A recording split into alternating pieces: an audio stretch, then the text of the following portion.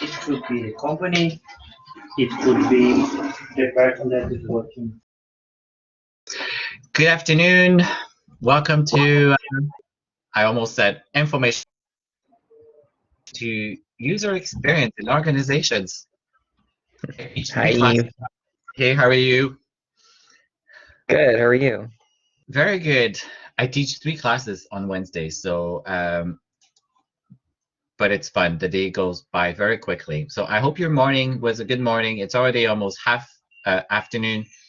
We have a busy afternoon, and then we're also meeting with Roots, which is very exciting, to do a kickoff and some intro. So here's what I suggest that we do for the first hour until 3:15. So between now and 3:15, we're going to continue our conversation from yesterday, and we're actually going to have some fun time on Blackboard.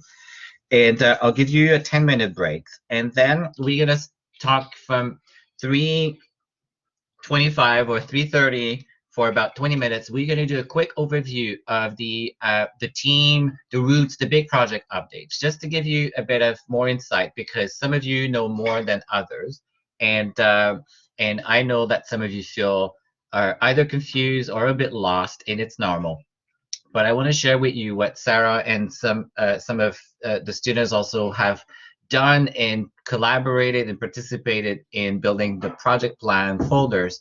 Just a quick overview, and then we're gonna leave this room and we're gonna go to Teams, and we're gonna have our kickoff, and I'm gonna try to keep it very light. The kickoff is gonna be very, very light. We have half an hour schedule. It's really just the intro for you to meet them, for them to meet you, and then, I mean, the party has already started. We've all been very busy. It's amazing what we've done in 2 weeks and where we are. And believe me, this is faster than some of what I have seen in real businesses, because sometimes things are slow. We've actually been pretty fast. As much as you think that maybe it's a bit chaotic, we're actually doing very good. And I see that everybody has been very engaged, and some people have come to me and said, I need more clarity. So continue to do that. So let's go back and let's continue our conversation from yesterday in terms of structures and also business types. And let's just make sure that I open up the right file.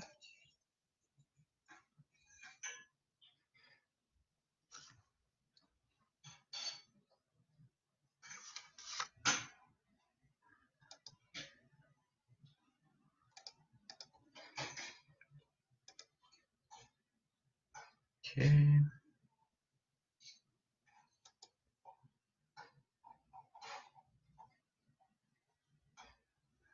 Before I do so, are there any questions about yesterday or any questions about logistic?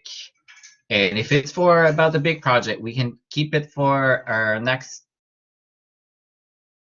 But is there anything that someone has that you want to clarify at this point that we can, and then otherwise we're just going to keep going to our topic of structure and types.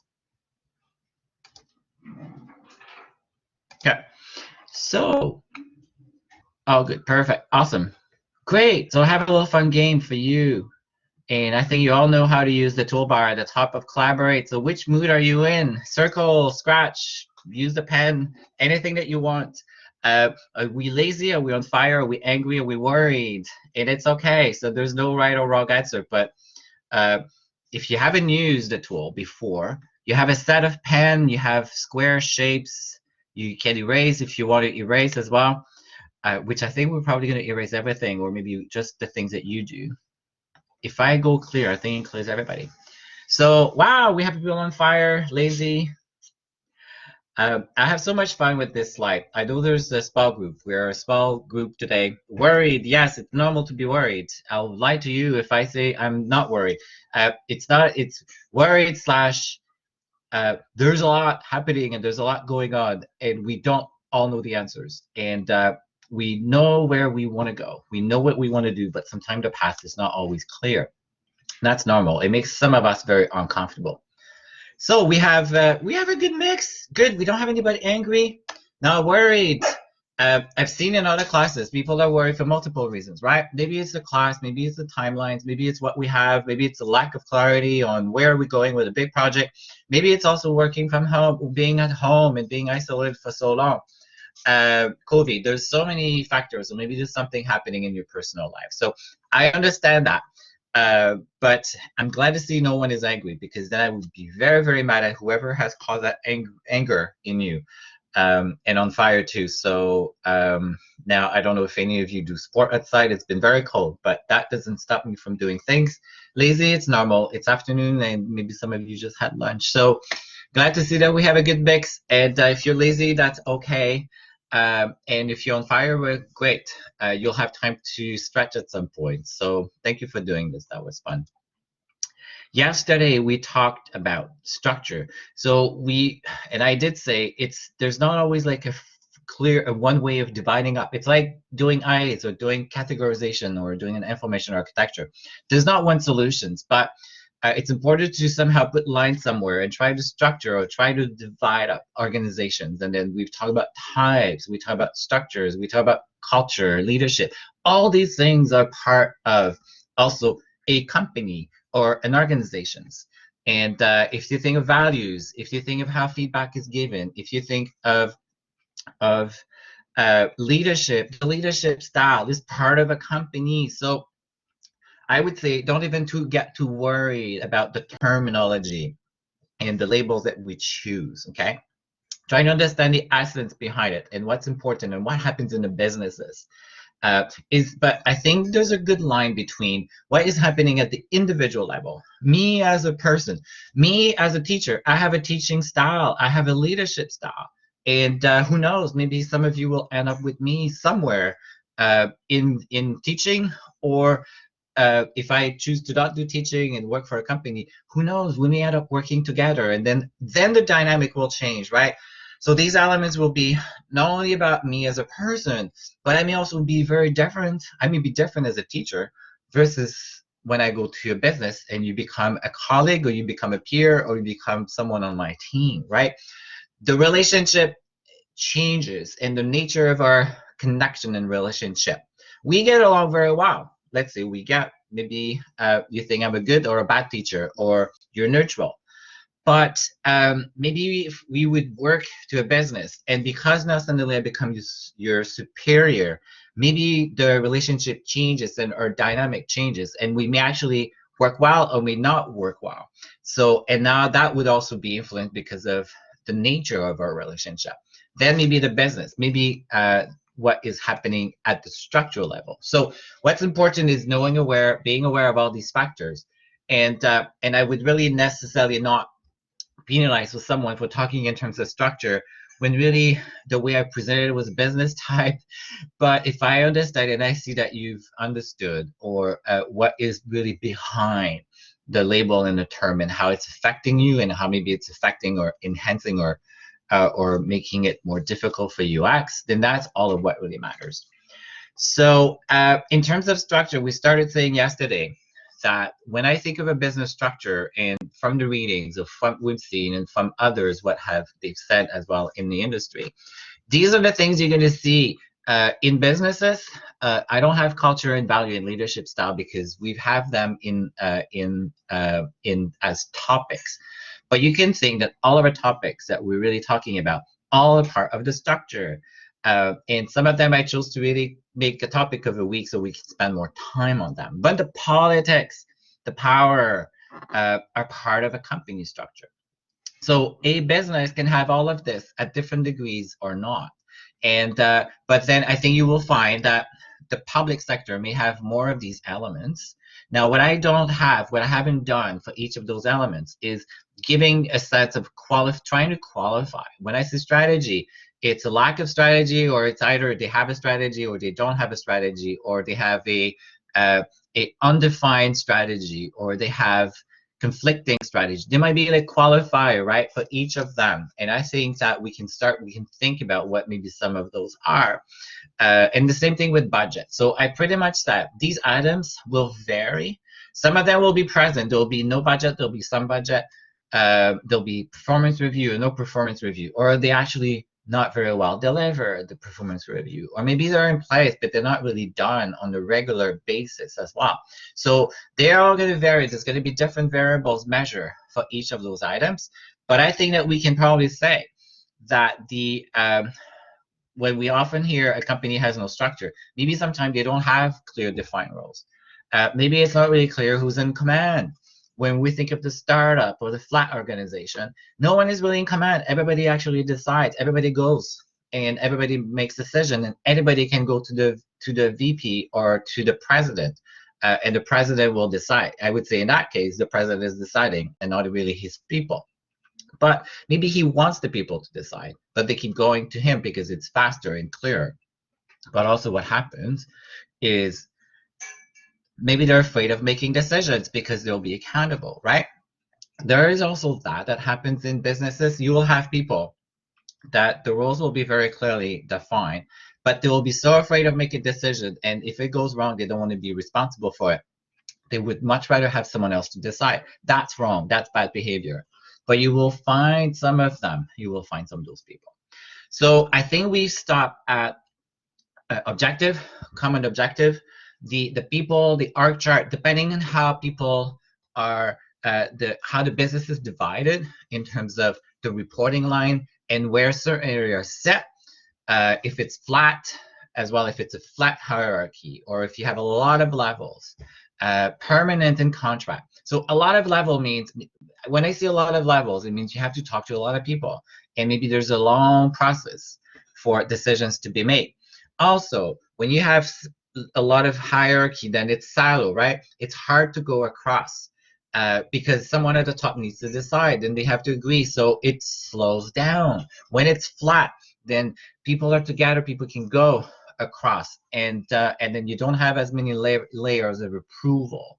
So think of IA and think of the flat IA or the death in IAs. It's in the death, it's quick, it's a lot longer to get to something. When it's flat, you can see a lot of things and it's quicker to get access. There's almost a bit of that analogy that you can think of. Permanent and contract. How do you think permanent and contract can influence a business structure, or can actually help or diminish success or performance, or for you or at the team? How do you think permanent versus contract makes a difference in organizational behavior or performance? I'd love to hear from some of you. You can come, you can chat, you can write on screen if you want to.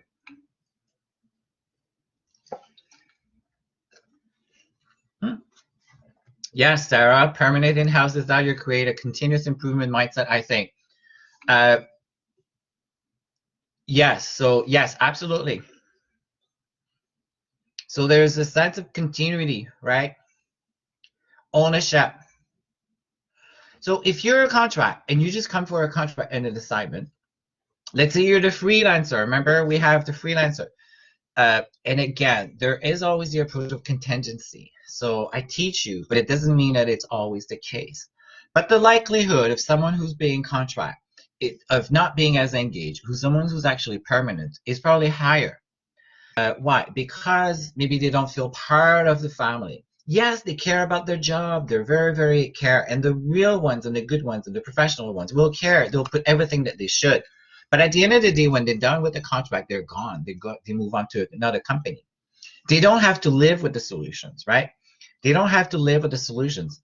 They don't have to optimize the solution. They don't have to. So there's a lot of things that they may not be as worried about because it's not going to be a challenge for them. Versus when you're permanent, you own it. You're stuck with them.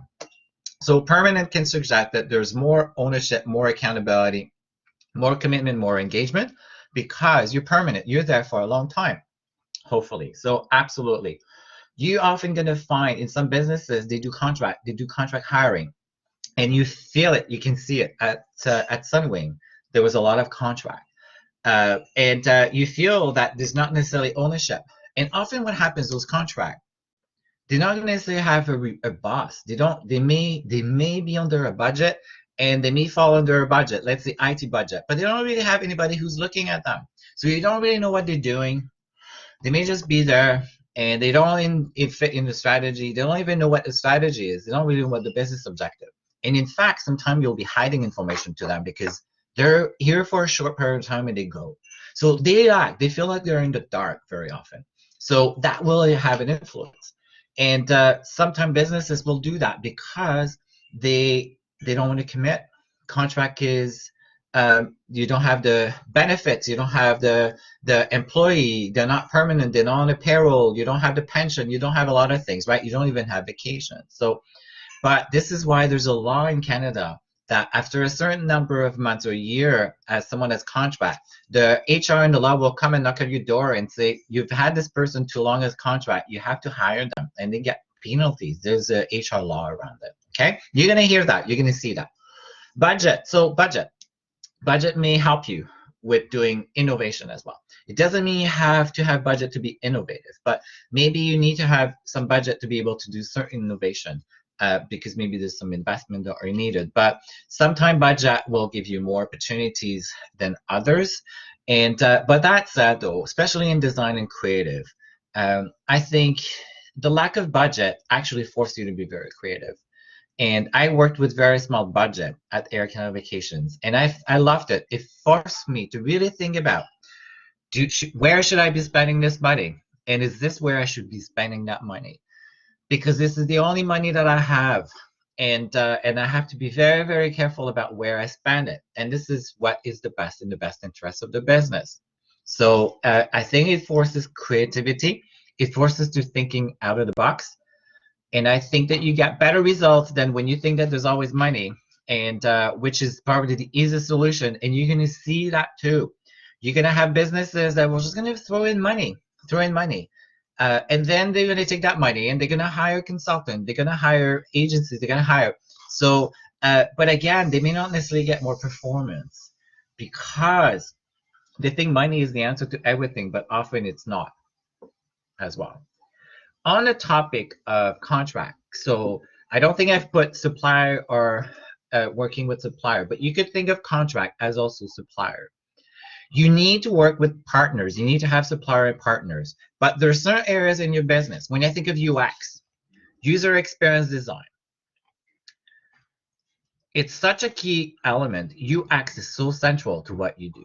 We understand UX and how important it is, but and here's a question to you. Do you think user experience design could be outsourced? Or do you think that customer and user experience should be something that is within the business and it's a permanent practice and it's within versus a contract, or versus an external web agency that will do your UX and your customer experience? What do you think? Any opinions on what should be the best scenario as a business?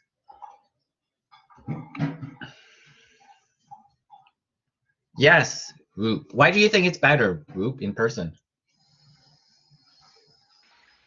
I think that, like, if you're working with a company anyways, you just have a better understanding and like the direction that they might want to take things, like for like in the long term.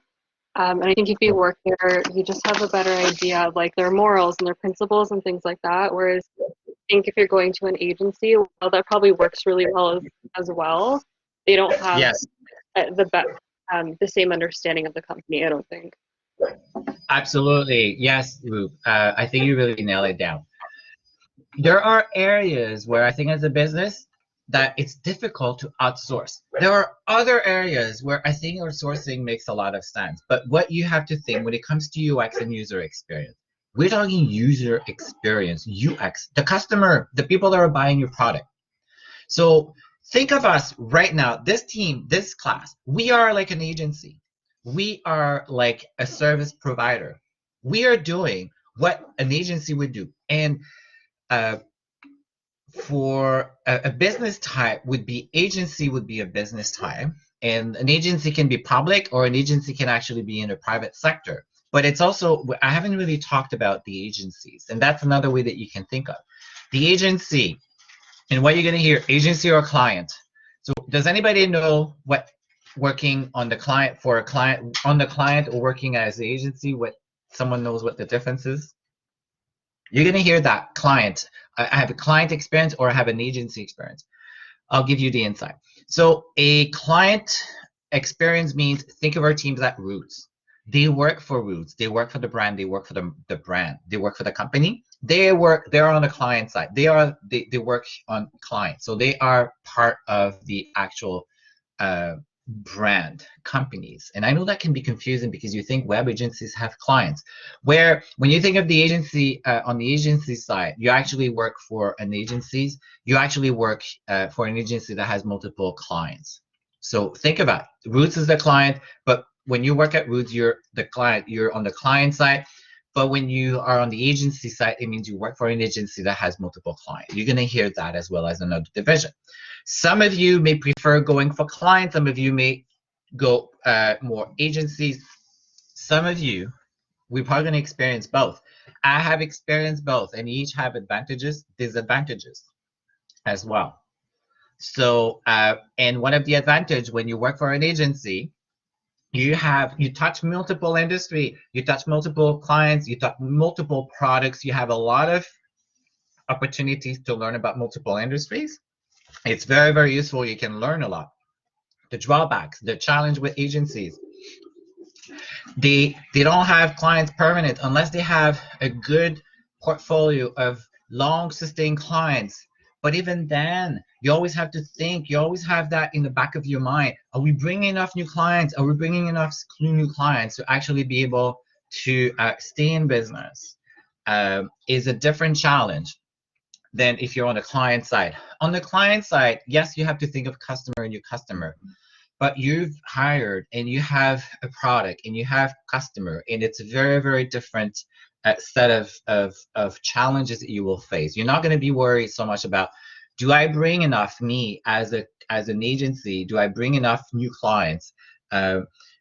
It's a different mindset and different challenges. Some of you will feel more comfortable maybe on the client side. Some of you may feel more comfortable on working for Roots, on the Roots side. It will be up to you. And then, of course, they come with benefits that may be similar or different as well.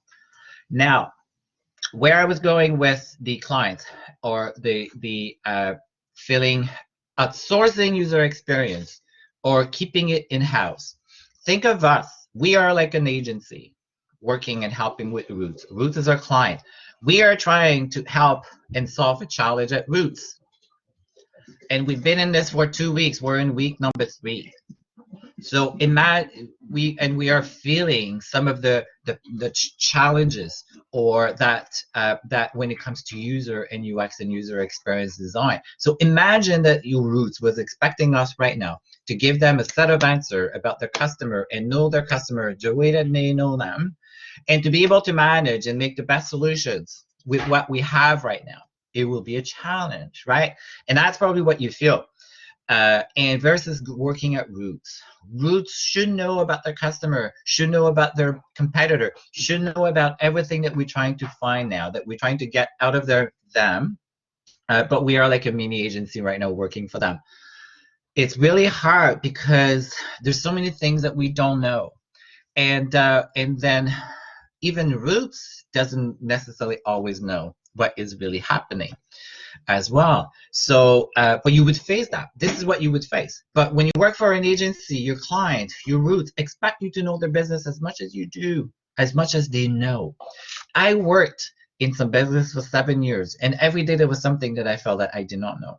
So we want to solve, we want to know everything about Roots, but it's going to be very hard in the little period of time we're going to be. So we're going to need to make choices.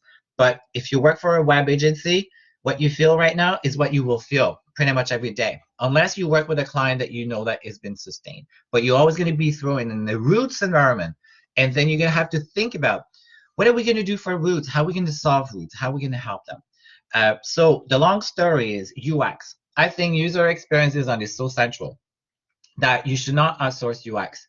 Yes, you can have contractor, you can have freelancer to come and help you sometime to do the design, do the creative, maybe someone to come and do the IA. But the ownership of customer and user experience, the strategy, knowing the strategy, owning the customer, owning the performance, optimizing, being consistent, knowing who the customers are, designing the best solution should be in-house. these should never be outsourced because they're never going to know your customer the way that you do it. And then you're going to depend on their own schedule. The web agencies have 5, 6, 7, 10 customers you're going to line up. And depending how much money you take. So for something like UX, it should really, really be in-house. You should own it. So you have an advantage. And own and have the strategy and have the objectives. And you will get to know your customer every day better, and you'll be able to optimize them. Real time, you'll have data, you'll have things. You know, you're not going to have to wait for your agency. Performance reviews. So this is where feedback, giving feedback, getting feedback from your boss, knowing what am I being measured on. Not every company will do that. So very, very important. We're going to discuss more in this class about performance review. I have Mel who's barking because they're cleaning the hallway. So I'm sorry for the little barking, but some of you have animals and some of you have more animals than all of us together. But my apology. Seating arrangement, how we are seating, where the teams are seating, really, really makes a big difference. Can someone think about why would seating arrangement make a difference? How would seating arrangement make a difference? Or what is seating arrangement? So can anybody share what seating arrangement is or means to you and how you would think it actually has an impact on that?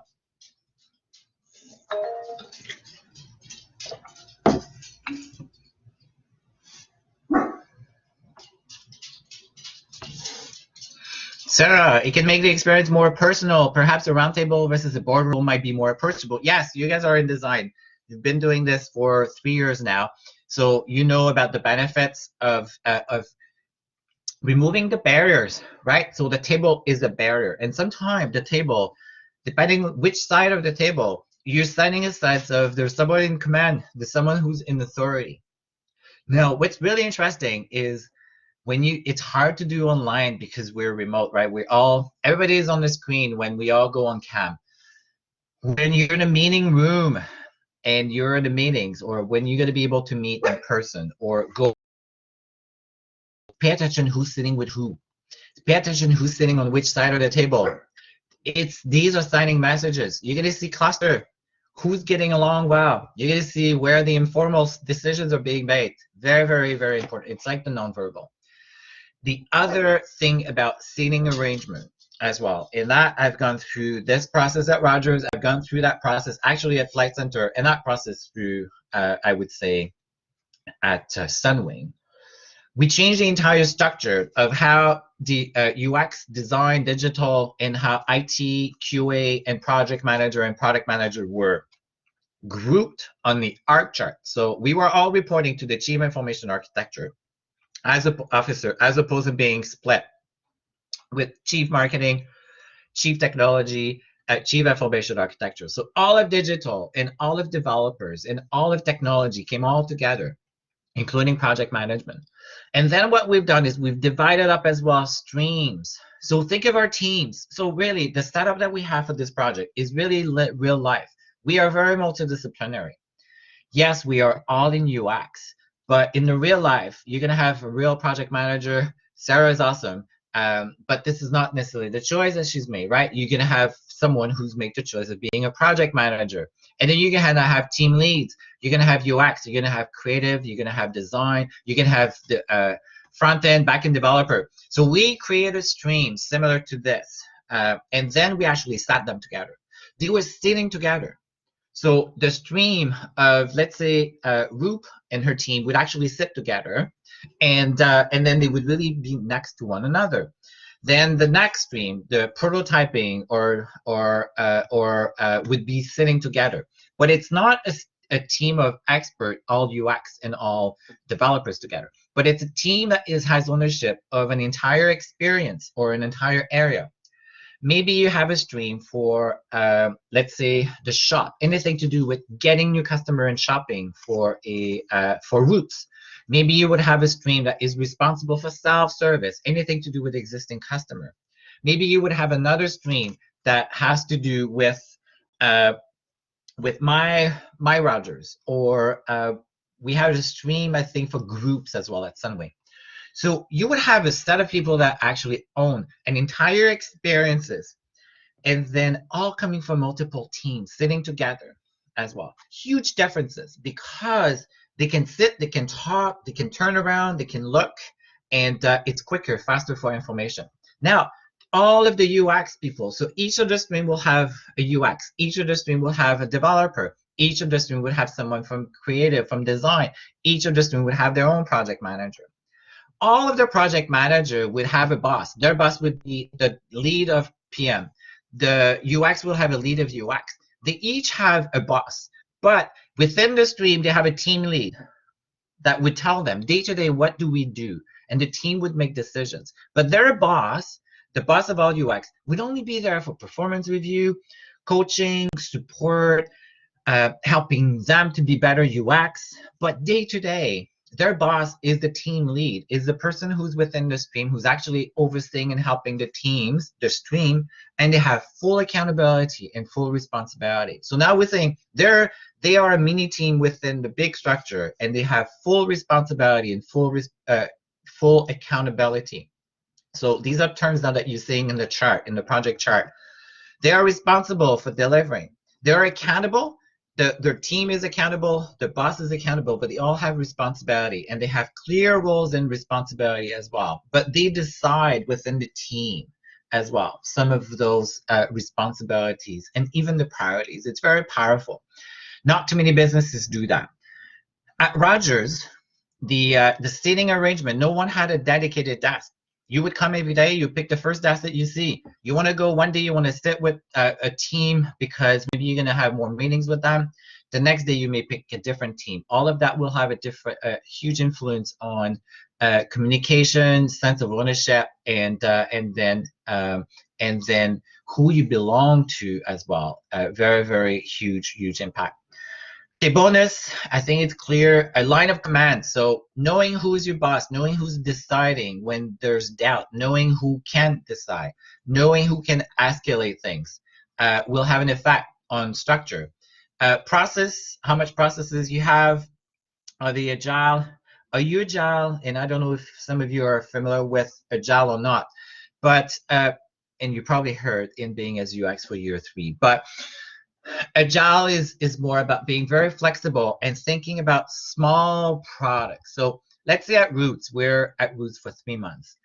And we kind of have a bit of an agile, but we're still thinking of a big one delivery. So we're going to have one prototype in April, but maybe we would divide it up and have prototype version A at the end of February, prototype version B at the end of March, prototype version C at the end of April. And every 30 days, we have a release, we have something.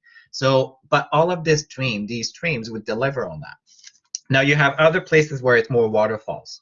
And I would say we're using kind of a mix because we have discover, design, develop, but some other place, and this is more of a waterfall. So we need to finish discovery before we can do all this. But maybe there would be a way for us to do all of that in a very shorter cycle and not necessarily wait. But when you think of it, we're trying to do some things in parallel, but you may have businesses where they're very waterfalls, and then until the discovery is done, you're not going to think of defining. Until define is done, you're not going to think of building or delivering. And people will say, I'm not going to do anything, and I'm waiting for this, and they're very rigid.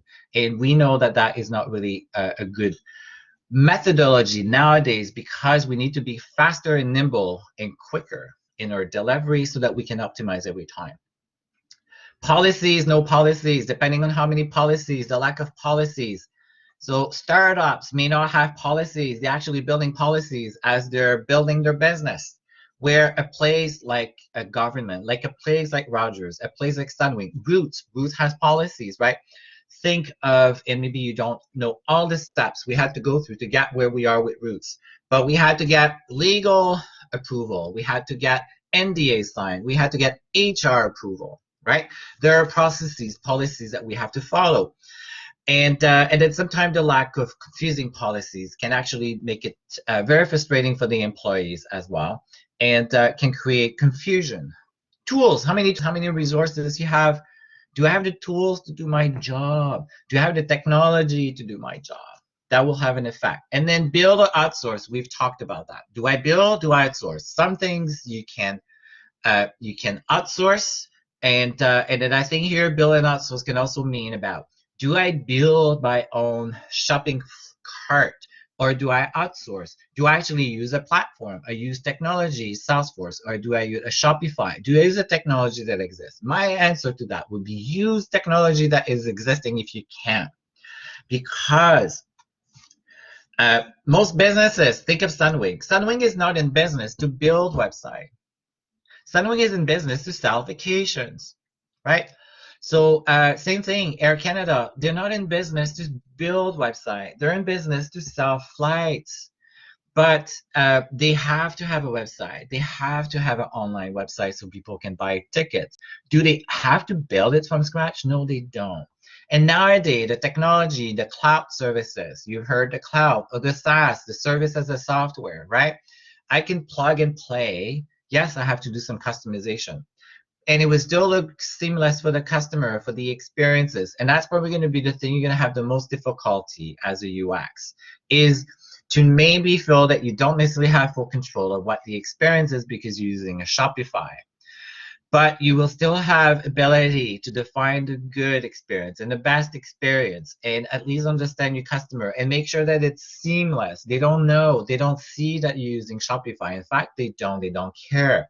So your challenge now is going to be, how do I make that experience transparent to the customer using the Shopify technology? But then Shopify will give you access to maybe use the service. But for those of you that know developers, you can use API, you can use services, and then you're still gonna have you're gonna be building the front end, you're gonna be building the experience, and you're just gonna be connecting to their technology. But you will define on the look and feel, you will define on the sequence, you're going to define on the number of steps, you're going to be able to, but you're not all building from scratch. The front end will be pretty much you deciding, but the back end, you're going to be using Shopify, but the customer, it does not know. But you're not building everything. The beauty with is you don't have to support as much.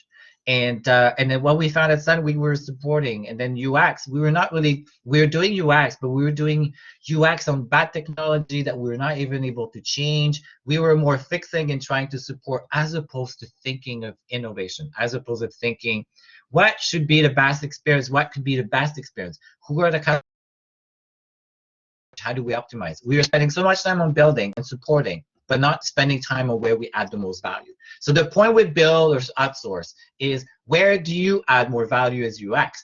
It's about customer and user experience and doing the research, doing the investigation, knowing the customer, following them. It's not about building technology. In fact, you want to stay away from that, right? And that is true for probably most people. But the developers love building, and they will tell you, no, we can't use it, it's no good. Often it's good, but this is where you're going to have fun of challenging them as well on do we build, do we outsource? But these big decisions often will come from the top, but at some point you will be the top, the person making those decisions. So these are the things for structure that I felt that were probably more relevant. We'll have a little exercise and we'll be able to practice them. So are there any questions before we jump? We're going to try to put them into practice. We're going to try to ask ourselves some big questions. And what I'd like for you to think, if you have questions now, you can ask, or as we go through the process, we can do, or if you guys are trying, as you go, try to answer this question, then do think loud here too. That's also good too. Try to indicate or label your top 5 most critical elements that you think that are so important when we think of a structure, that are critical. If you have to pick 5, what do you think are your 5 most important elements? It's not an easy one, but I'm curious to see what you guys are thinking. And maybe it's hard, but think about it from being at school. Think about it from being maybe in employ, even if it's full-time, part-time, or what you've known. What do you think are your top 5? And you can use you can say this, or you can use this. I can say this. So you can use whatever, just be creative. But I'd love to see for you to think about your top 5. So I'll give you some time and do it online and on screen as we go. And then we can discuss it further.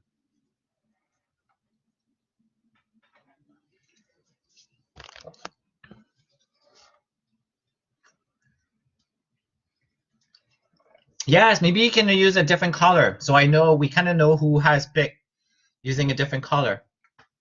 You guys are good.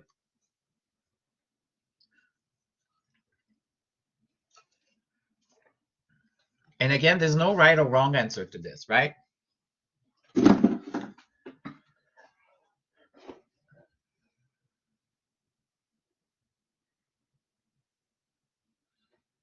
We're seeing patterns. Don't be too influenced by what others have put. Don't be afraid of putting other things as well. But it's really, really interesting. This is like a mini survey, if you think of it. We're 11. It's a bit of a mini survey what I think is most valuable.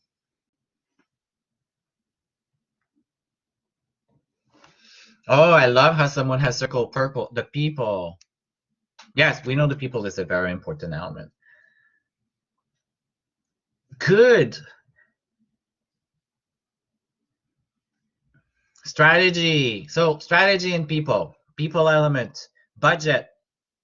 Define roles and responsibility. I think define roles and responsibility, strategy, processes were also part of the very first one that we have seen on screen. So maybe we get a sense of priority or order of priority for among your top 5 or your top 3 that you have. Yes, I think, and again, there's no right or wrong answer. But is there a particular reason why you've picked those top 5 or top 3 and that you guys want to share? You can share on chat, you can share a voice, up to you as you wish. Why those elements?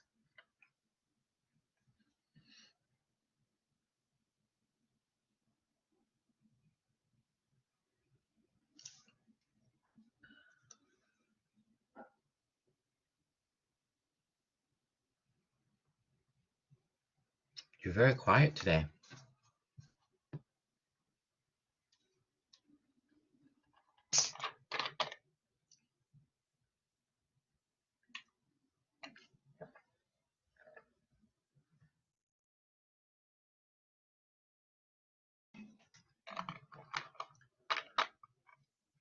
So I think, yes, the strategy is probably the starting point.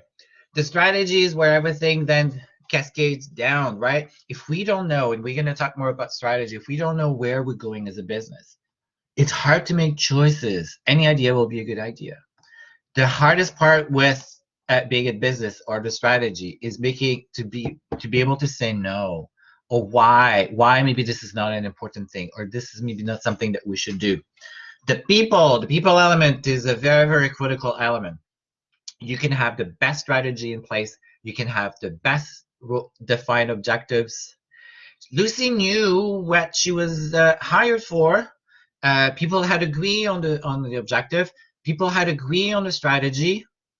She had somehow a role. She had to build a team, and she was called optimization. And they actually had to think of test ideas, and then they had to test and learn and communicate results. Processes. I think she had tried to establish processes. But again, she was creating the practice. So she had to look at, was there something that she could use and tap on so that it didn't feel like it was something now being added as a process. It didn't feel like it was an addition, or she was asking people to do more work. So it was very agile. She had tools. Rogers have tools, money, and good tools and good resources. She was using A/B testing for on Adobe Test and Target. On the topic of A/B testing, what we could also note and maybe ask Roots is if they have an A/B testing tool, because A/B testing is so easy to do that we could probably do some A/B testing in this part of our big project, that we could probably get some very, very clear, fast answer to maybe some of our findings. We may say, maybe we should do an A/B testing on this, and what happens if we do this? And budget. But the people element was the biggest obstacle, and one of the obstacles that she met, right? Her as an individual, of maybe her full lack, her assessment of what was the company culture, what was the structure, how the readiness of her coming to the team, the people's perception about her role when it came to design and UX. So I think the people element and have not done a proper job about the people, but also I think the responsibility, roles and responsibility, and people that were already in place were probably the two things that were probably not done properly. And also getting the buy-in and getting people to understand what optimization was and make people comfortable was really critical.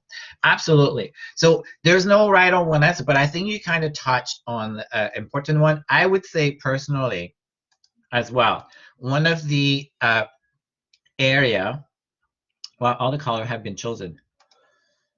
I think performance reviews, some form of feedback, some form of, hey, Roop, you're doing good. You're on the right track. Hey, Sarah, thank you so much for staying in late last week. Thank you so much, Yves, for the project that we've delivered. We were on target. We were on track. We deliver on time, and then you help to align the team. I think people are really are needed to have that, and we've learned recognition, feeling important, having recognition. If we don't have feedback, what happens when there's no feedback? We start building our own little story, right? We go, my God, does my boss like me? Is he happy? Is he not happy? We build stories, and unfortunately, we don't have a tendency to build a good story. We actually think the worst scenario, and we build our own little story. And then we go to work, we're all angry. And in fact, what's happening, if I'm not hearing from my boss, maybe he's very worried. Maybe there's something that is happening that I'm just not aware of, and it's not about me. But the feedback is very important. Think of yourself when you're stuck in the subway, when you go to school and you use the subway, you're stuck in the subway and there's a delay. You don't know why. Now, compare that to being told that there is a delay and the delay will be 5 minutes. And then in 5 minutes, you get another message that says, we're sorry, but there's going to be another delay of 2 minutes. This is a lot more easier to manage than not having feedback. It's the same thing at work. It's manageable. You're going to have higher tolerance to that little delay versus with feedback, no feedback. It's the same thing. It will tell you if you're doing the right thing, and if not, why, and how you can adjust. And good managers will do that on a regular basis. So nothing should be a surprise. But unfortunately, some businesses will have no performance reviews, or they will, and it's once a year. It's in December, and then they have such a bad manager that in December comes, it's a huge surprise. There's a big gap between what you thought you were doing and then what you thought your manager would do. So you as a UX expert, the first thing you need to ask when you go to a business or when you interview, how do you do performance? How do you assess performance? How do you compensate? And if they say we don't really have a process, then now they're already telling you we don't really have a process. We don't have a process around performance reviews. Then you can say, you can choose. Okay, so great. So, but will at least my manager, how do I get feedback? How do we provide feedback? How do I get feedback and how do I give feedback? Now you're going to learn about the company culture. Are they open to you to get feedback? Are they even open to you asking questions in an interview?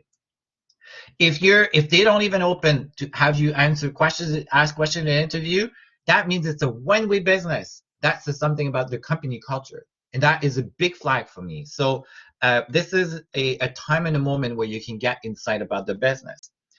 But if they say, yes, we have performance review, and you come to work, and then your boss, you never meet with them, or you meet with them maybe once a month, and you feel that you need more feedback, you can do that. But don't wait for him. Don't wait for anybody else. You should be able to ask and say, Yves, I'd like to have a bi-weekly meeting with you one-on-one so that I know that I have this time dedicated, that during the week when I have questions, I make notes, and then every 2 weeks, I know I have time with you, even if it's 15 minutes. Then I know that I'm going to have an opportunity to ask you the question. Then I don't have to send you emails every time that I have a question. Now, if something cannot wait, then of course I'm going to ask. But at least I know I have that moment. And then you want to ask and give feedback so that there are no surprises and you know how you're doing. That is your responsibility. And don't wait. If it's not existent, make it up. And that's what I would tell my team all the time. Here's another little exercise for public organizations, but let's go to startups. So if you think of a startup, we've learned about the startups yesterday. If you have to go back to some of your slides with startup, I'd like for you to circle or mark what do you think a startup organization most likely will have in terms of elements that we've used to describe a structure or elements that you should be paying attention to for a company structure. So as a startup, what do you think that they have? You can add qualifier as well. So, you know, I could say,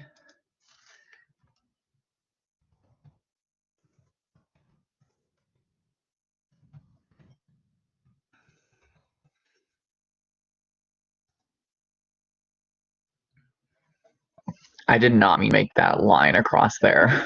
Sorry. no worries, Brad. I was like, wow, someone said, oh, I'm going to cross all of these items because I think they don't really have them. I know I realized that, and then I accidentally moved across the keyboard, and I was like, I did not mean to do that.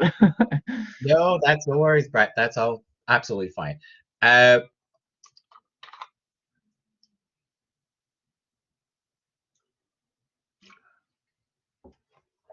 yeah, so yes, they're most likely 100% owned at this point. They're looking for money, or they already have money. They've been given money, and it's 100% owned. Maybe there's some variations as well there. Like it may very, very well depend.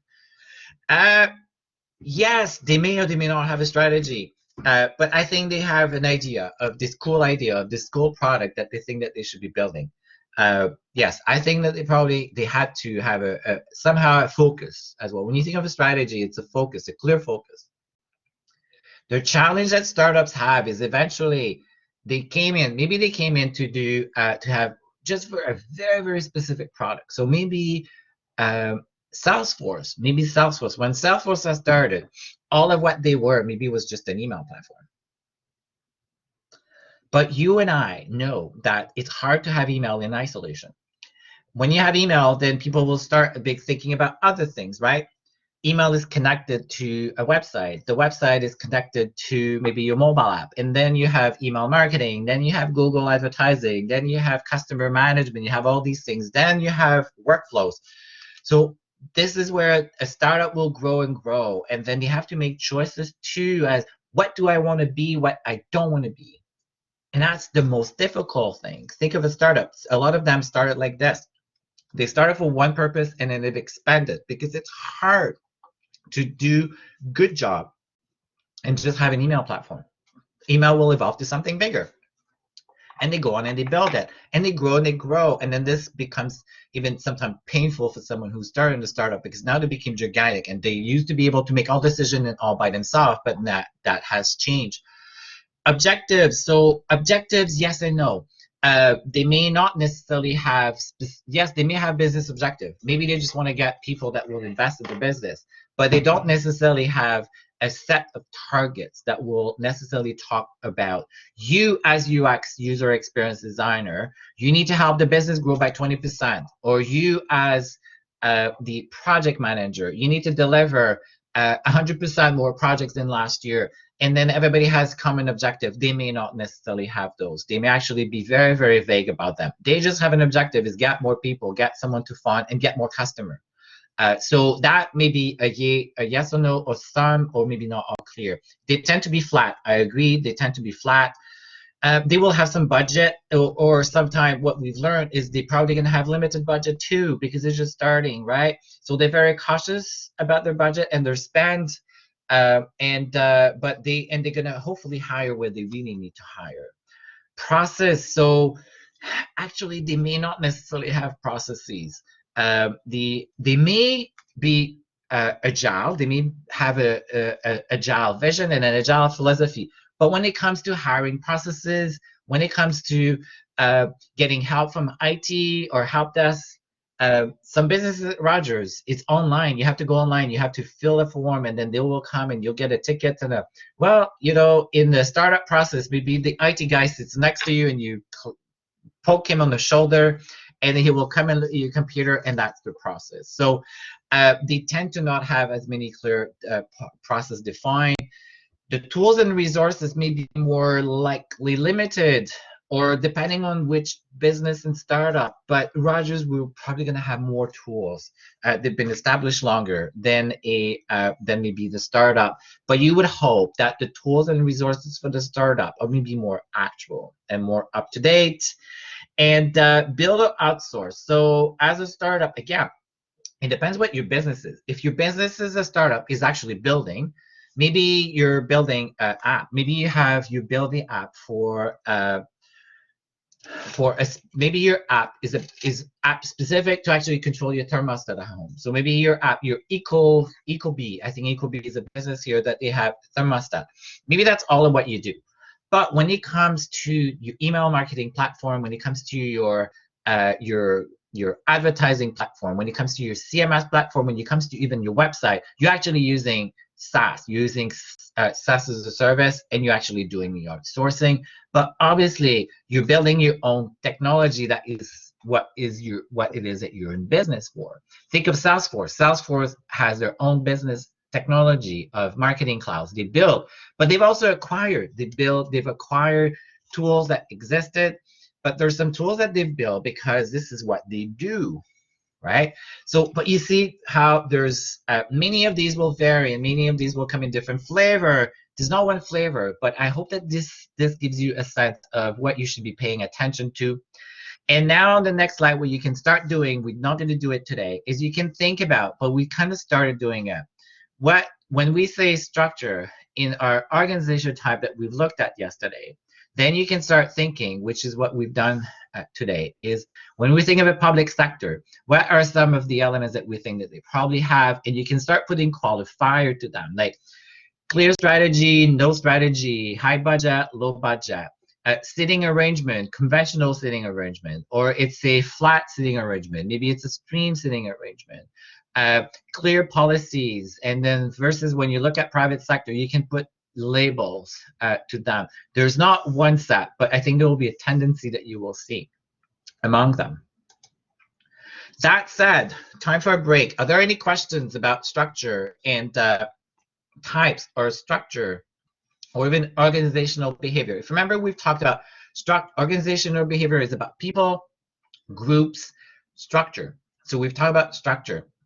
We are talking about people as we go, and types. We've talked about types, groups, dynamic. I don't know that yet. The teams as well is a topic, one of the topic elements. So I hope this is helping you. And then you can start thinking about roots. Where is roots in the types? Where is roots when it comes to structure? It's going to be hard, but we're going to do that. The same thing with ASP as well. So at some point, we're going to need to start thinking about questions. How do we ask those questions? How do we find out about ASP and what is the structure of ASP? So there are a lot of questions we can already think about for ASP that we can have in the back of our mind, that we can start assessing ASP when it comes to structure, company structure. So we're going to take a break now. I would say let's break until 3 for 5 minutes. Let's take a little break, and then hopefully there'll be another 10 minutes so that we can transition. I'd like to do a quick overview of the Roots project. So go on break, come back at 3:30.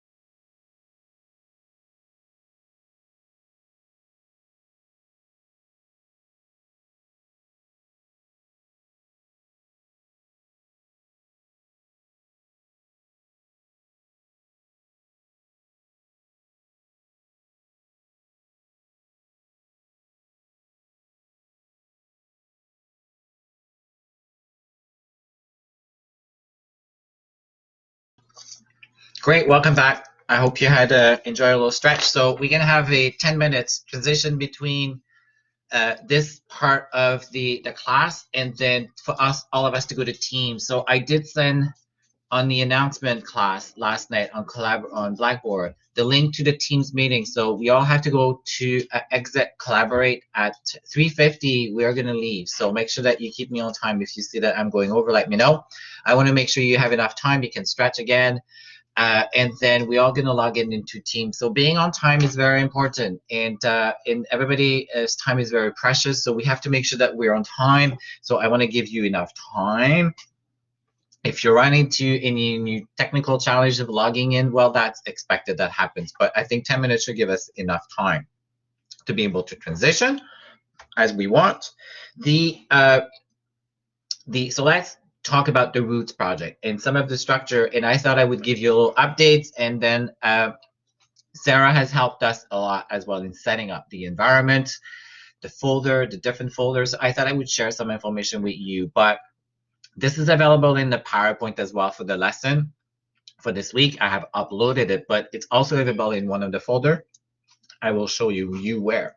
So I've put links to the main folder. I will show you an example of what they look like, and Sarah can add more insight, or if there are any questions, you guys can maybe make notes, because I'm afraid we're not going to have time to go in a lot of details. But if there are things that you're unclear, you can reach out to Sarah or myself, and we'll be more happy, or to your team leads. But I would say, if you think that it's more related to maybe your specific area, or you're not clear on what you're supposed to do at this particular time, then I would say connect with the team leads. Connect with your team leads. You should by now know who they are.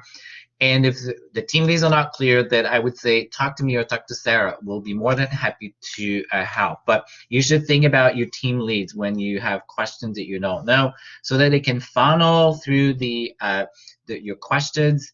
And if the team leads have questions, then they can also reach out to us. That is also very, very acceptable. I give you a link to the project plan. We've created a project plan. So there's a master plan so you can see all your activities, but I will show you a screenshot of what it looks like. But this is where you're going to find everything about the stages and what is expected in the discovery stage, which is the first stage, to the breakdowns of all the activities that we need to do and some due dates on each one of them. And then also with you, who is in charge of certain activities or certain stages in the project. So this is a folder. So Sarah has created a structure, a folder structure. If you have any questions about where do I put things and how do I decide on where certain things are, please ask Sarah. She'll be able to help you. And but this is all available to everybody. I put the link on the first slide. You're gonna see user in research, UX and research, UX, UI and creative, technology, Roots answer inbox. So the Roots answer inbox is, we're giving that access to all of you, but also access to Roots. This is the only folder that they have access to, I believe. But we're gonna tell Roots to send anything that we want them to send, to share or to send us to. This is where they're gonna be able to put in that folder. And then if you don't have access, let Sarah know. She'll be adding you. But it's easy. It's one place for Roots. So we are already sending them things, questions. We have meetings scheduled with them. They've been sending documents, and this is where we've been putting the documents for Roots. So, and then the project plan, you're going to see the project plan. We are pretty much at 90% done with the project plan. So I will show you with the project plan, but there's a link and there's a folder in the project plan. The master files has a project plan, and it's a doc sheets. And then I'll show you the screenshot. But that is a project plan, and I would say we're probably complete at 90%. At least we know what we need to do in February. We have names of people that are responsible, and then you'll know where you collaborate as well. I'll share a little bit more details on this, but that is the project plan. It's live. Anybody can do some updates, and this is what Sarah has been very, very working very hard on creating the project plan and the activities and the dates. So again, if you have questions about the project plan, you can also ask Sarah. She'll have more insights on it. I also have a lot of insight about the project plan. So as I said, the project plan is almost completed. So and then we have a better sense of what the activities are, at least in February. But then Marcel, yourself, and your team has to think about what will be your activities on the next phase, because this is where you're going to be responsible for, which is the solution, the design solution. Define, I think it's called Define. We're going to talk more about details. But Sarah is our project manager. So she's helping with the structure, the folder. She's helping with coordinating with the team leads, and then also keeping us on track on our activities. But everybody needs to know, you need to all know what it is that you're supposed to do. And the project plan is there. I will show you the screenshot as well. But she's been very, very helpful. But you all have to know what is that you're supposed to do for February, and where you're responsible, and where you can actually collaborate, and who you can reach out to. But I will give you more details on this, okay? At this point, we have 3 streams, 3 teams. So if we were in the business, maybe all of UX and research would sit together. Maybe all of UI creative would sit together. Or in fact, you would have someone from UX with technology and IT and the front-end developer working on buy flow at Roots. Maybe you would have other UX and another creative, another developer working on the self-serve flow on Roots. But you will have, let's say, all of us. It would be Roop. It will be your lead manager, UX manager. But Allison may be in a different stream than Summit if you were in real business. But today, in this project, we have UX and research. We have Roop, who's the lead. Thank you. And thank you for all the leads. Y'all have a big role to play as well. And then each lead has teams, has Allison, Sumit, Thomas, Arash. And then the next stream, we have UI and creative strategy. And then we have Marcel and Alessandra, Alisa, Haley. Then we have prototype and delivery. And then we have Mohammed and we have Dhruv as well. And so we have 3 set of teams of students that each of the stream will be very, very involved and responsible, actually. Responsible for a very specific stage in the project plan. But they're all going to be supported by all of you. But they will be responsible for making sure that their activities are being delivered. And actually, they will be responsible for doing the work, but anybody can actually help them. So we're going to get more insight on the project plan moving forward. But we have the teams. So in their stages for our project, for a big project, and what we're trying to do with Roots is we have 3 stages. We have discovery. So this is the stage that we're in. So we've done the project plan. The project plan was to help us to really define all the stages. But we have 3 main stages. Discovering. We're trying to find out about everything that Roots we need to do for the projects. Everything about the user, everything about the business, the strategy, the competitor, doing the evaluation, the website. You'll see all of that listed. We are in this. We are right here, right now. This is where we are. We are in this stage. I'm a left-handy, but using the mouse to draw is no good. We are in here. So Roop and the team have the responsibility to take us through the discovery, but we are going to need to support that. Then we have until February to be done, but we have to do work. We can't wait to February 25th. We only have 3 weeks left. After this week, we have 3 weeks left. Imagine, this is going very, very fast, okay? So then we're going to move on to define, and then define. The burden and the pressure will be on Marcel and the team, but then discovery, the people in discovery will help Marcel, and then the team that is also in prototype will help as well, the UI and the creative strategy. But Marcel and his team, they should already start thinking about, what are we going to do for UI and creative strategy? And then think about their activities in the project plan. And there's a tab. So there's a tab for each of those. Discovery has a tab. Define has a tab. Develop and deliver has a tab. So each team leads should go in each of the tab and look at what I have included. So Sarah and I have done our best guess estimate. We've put activities there that should be done, okay? But the pressure, in a good way, pressure is in a good way. Each of the team leads can determine what it is that you will do in each of your tabs, in each of your phases. But think of it. We have February to do discovery. We have March to do define. and then we're going to have April to build whatever we're going to be building. But the goal is not to build a full functional website, full functional mobile responsive website. But we just have to decide what it is that we're going to do. We're going to show when it comes to mobile, the mobile responsive mobile experience to Roots, whatever that is that we feel that will communicate and give them something tangible or something enough that they can actually take and move and do something with. And that something can be a very high level prototype so that they will have a better sense of mobile, what mobile means. And I will share with you specific questions that we are trying to solve for them. And then then Marcel will have to April 1st, but he's going to have a bunch of deliveries within that to do. And then the pressure will go on Brad and the team and build whatever, build a prototype. We're going to define how, which format. You guys will decide on that, and then deliver. But when we come to this stage number 3, everybody's going to be involved. But the prototype and the build will be on Brad. But then we are going to help and support, and then we are going to be presenting together. We are probably all going to be documenting that beautiful mobile experience, the new mobile experience that we think that should be at Roots. And then the team, Roop and Marcel, will be involved to make sure that whatever we've said that we've discovered is actually reflected in the file. Whatever we've said, Marcel and the team said we need to build is reflected in the prototype so that it's continuous, this continuity. We are all involved, but some of us are more involved at certain stages than others. So we are in February and discovery. So what I have done is, because some member have asked, they said, Yves, what do I do?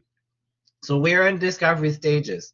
Group and their team have many items. They have are responsible, and if you look in the project plan, you will see that they have their names. So now people have names that are means someone is responsible.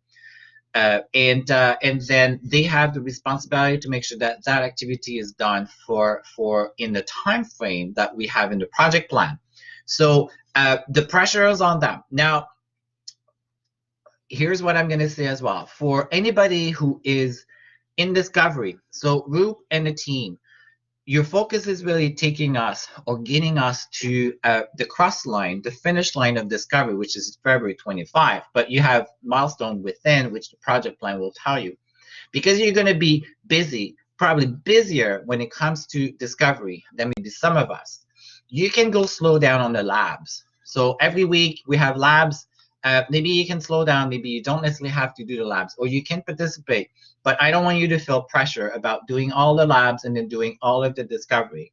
But you should do your personal journal so you keep track of what is happening. And I think this is probably even more important because you're in discovery. So how do you feel? How do you feel about having ownership of a specific stage, right? So you want to make sure that your personal journal is still being looked at, and maybe you've put some little notes in it. But you can actually not be so worried about the lab, but really focus on your activities. So what do we all do? What you should all do? You should all go to the project plan and look under discoveries, and you should all look at this. And this is what the tab looks like. Hold on. So it's kind of hard, but you can zoom in as well. And you can see, so we have all these activities that we have due in February. If we look, for example, at conducting research stream meetings. So we have a meeting scheduled with Roots. It's already scheduled on Friday happening. So we have so Roop and the team is responsible. So Roop has her teams. So we know the team, Allison, Somi, Thomas, and Hadissa. So they have they're collaborating. They're actually contributing. They're heavily contributing and helping Roots to get what we need for our research, everything to do with research. And then the rest of us can also all contribute. We should all be, we are informed. Contribute, what do I have here? We're being informed, but nothing stops any of us to actually participate in helping Roop and the team. So in fact, make sure that you know where your name is and what your responsibility, if you're responsible or if you're expected to contribute. So everybody with Roop and Allison and Thomas and others have to contribute and help Roop to get us through that stages. But if you're not in that phase, and then you'd like to help and participate in some of the areas, which you should, then reach out to Roop and say, where can I help? Who can I help? Maybe you're going to help Allison with the competitive analysis. Maybe you're going to help Sumit with the heuristic evaluation of the existing website. And I would say, going through the existing website and doing heuristic, I think several of us should be involved, because I've looked, and there are many, many challenges. And as we know, with the more people do heuristic, the better it is, because you have more than one person looking at the site and then providing feedback, right? So, but look at your name, and if you see that you don't necessarily have a responsibility, but you should contribute or even be informed. I would say there's room for everybody to participate. But if you have R and you have C for contribute, it means this is the stage, and this is where the focus is on you at this point. But if you want to help and you're not sure you can help, you want to help, go to Roop, and Roop will be able to tell you who needs help in the team.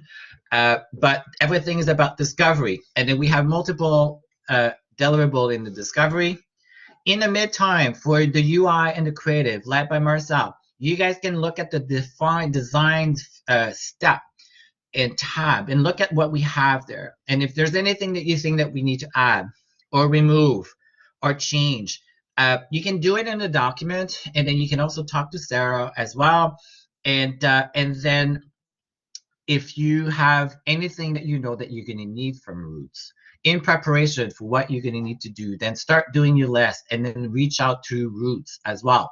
And then go through your leads, and then Marcel can see with either Sarah or myself who at Roots is best equipped. Or we can just ask Ruvati. You're going to meet Ruvati. It looks like Ruvati is the equivalent of Sarah at Roots. She's our go-to person. She may be able to say, yes, I know exactly who I'm going to go, and I will give you everything that you need, Marcel. But at least the UI and the creative should already look at their tabs and see what we have there and what else is missing. And then Brett should do the same thing as well, to have a good understanding of what we have in each of your tab. There's a user test. We need to do some probably usability testing at some point. And then maybe this is where the discovery team maybe will be responsible to do the user research, or helping with the user research, and maybe not all on Brett, because I think he's going to be very busy building the prototype. But we have flexibility, but at least now we have the project plan, and we have each tab has a set of activities. And if we look at February, this is everything in February that needs to happen.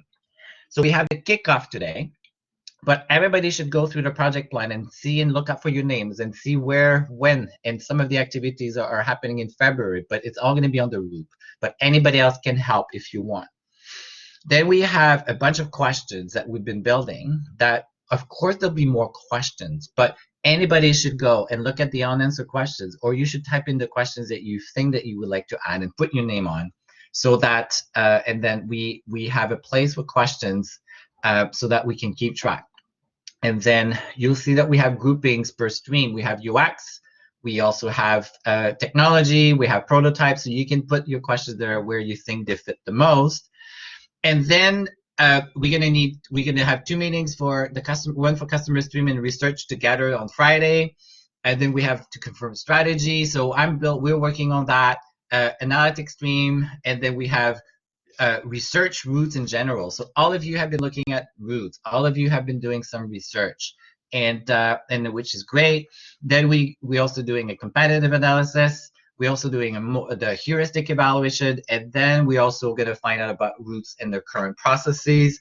And this is more about for us to understand Roots in our topics, or where is UX? How is UX?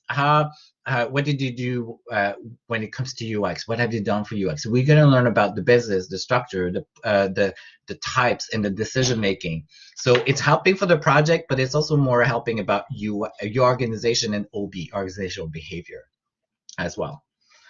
It's 3:50, so and then in the project plan, you're gonna see why are we doing this. And today we're gonna be sharing. We're going into the kickoff. On the kickoff slide, I have a slide that says, what are we trying to do? And I think if we all focus on what we're trying to answer, It will help us in the discovery of being really, really focused on the discovery, and you will learn and you will see in the kickoff that it's really helping Roots about mobile.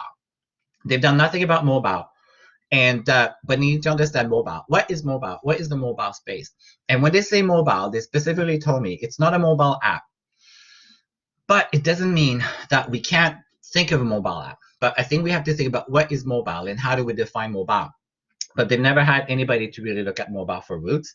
That is really what we're helping. And we're probably going to end up defining or designing what we think an experience, a high-level journey or experience will be for someone who's coming from mobile responsive. They're not thinking of a mobile app. If we want to convince them, that's good too. But the business is already not necessarily in favor of building mobile app because they think it's too much money and support. So I'm just sharing this with you, but we're just going and listening. But these are things they've already told me. But it's mobile, what mobile will be and what is mobile. And next week, I'm going to have I think on Wednesday afternoon, we're probably going to keep our 2 hours to probably just do ideation session. We will have started gathering information, so we probably just do ideation session so that we can actually talk about the project and roots. We'll put the process aside. We're going to put the project plan aside. We're going to do what you guys do is ideation and talk about roots, what we're trying to do, what we've learned, what we've discovered, and just really talk about the content itself, like user experience, roots, and mobile, and do what you like the most, and not necessarily think about process and business, which we've been trying to do when we've been talking about roots. So I would say this is available in the deck, and there's also a file in the master file that has this available, and then you have links to project plan. Take a look. Now we should all disconnect, and if you have more questions, if you're still not clear, please talk to your lead, and your lead will reach out. Please, the lead, reach out to me or reach out to Sarah. But you're not alone. We are together, and now we're just about to go to our kickoff with Roots, and then let's all move to Teams. And if you can come on cam, that will be awesome.